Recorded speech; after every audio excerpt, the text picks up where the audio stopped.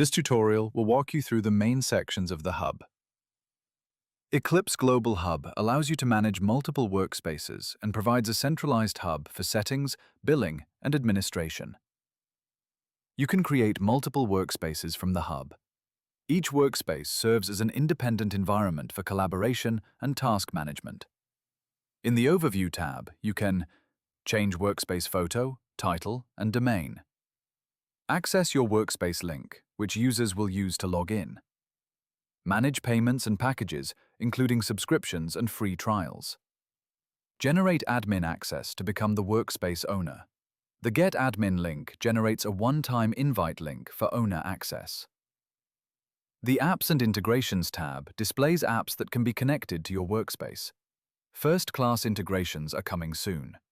In the Billing tab, you can view your current balance, edit your billing address, access your billing history to track payments. The Administrators tab shows all admins in your workspace. By default, you appear as the space owner. You can add more administrators. Invited users must have their own hub account. Admins can view and manage workspace configuration from their hub. Please note that the original owner cannot be removed by added admins. That's it. Now you know how to navigate the hub, manage workspaces, billing, apps, and administrators.